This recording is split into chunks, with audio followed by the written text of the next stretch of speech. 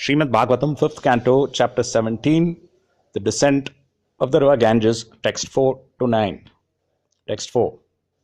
After purifying the 7 planets near Dhruvaloka, the pole star, the Ganges water is carried through the spaceways of the demigods in billions of celestial airplanes.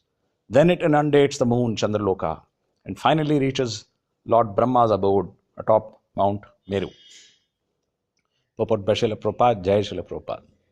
We should always remember that the Ganges river comes from the causal ocean beyond the covering of the universe.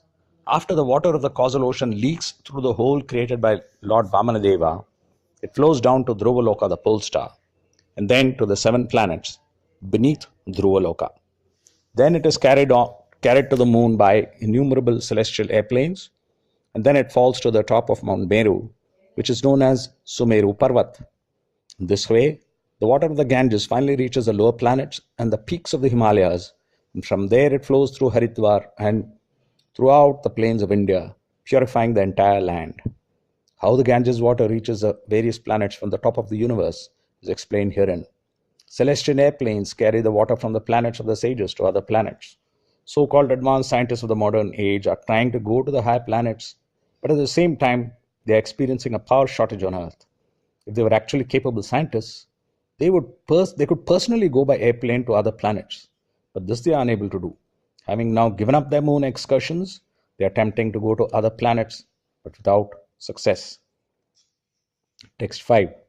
On top of Mount Meru, the Ganges divides into 4 branches, each of which gushes in a different direction: east, west, north, and south. These branches, known by the names of Sita, Alakananda, Chakshu, and Bhadra, flow down to the ocean. The branch of the Ganges known as the Sita flows through Brahmapuri atop Mount Meru, and from there it runs down to the nearby peaks of the Kesarachal mountains, which stand almost as high as Mount Meru itself. These mountains are like a bunch of filaments around Mount Meru. From the Kesarachal mountains, the Ganges falls to the peak of Gandhamadana mountain and then flows into the land of the Bhadrashva Varsha. Finally, it reaches the ocean of salt water in the west. Text 7. The branch of the Ganges, known as Chakshu, falls on to the summit of Malyavan mountain, and from there cascades onto the land of Ketumala Varsha. The Ganges flows incessantly through Ketumala Varsha, and in this way also reaches the ocean of salt water in the west. Text 8.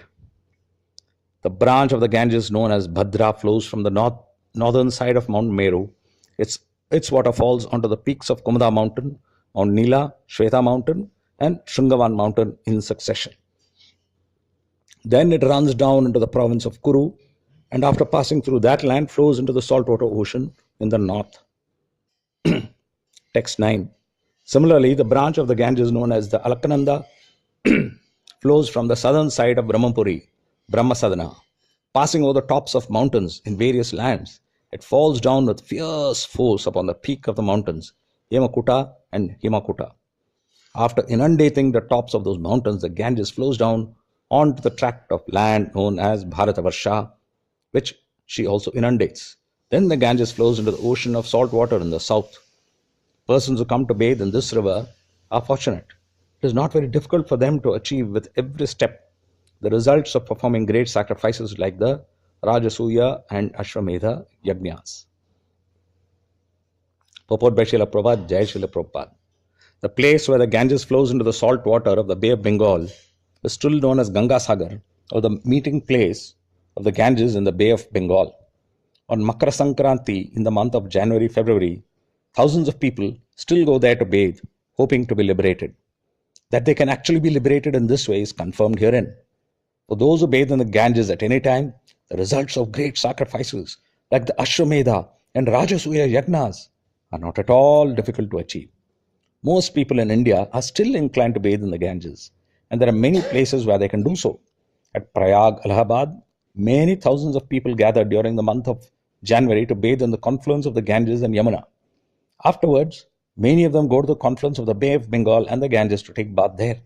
Thus, it is a special facility for all the people of India that they can bathe in the water of the Ganges at so many places of pilgrimage.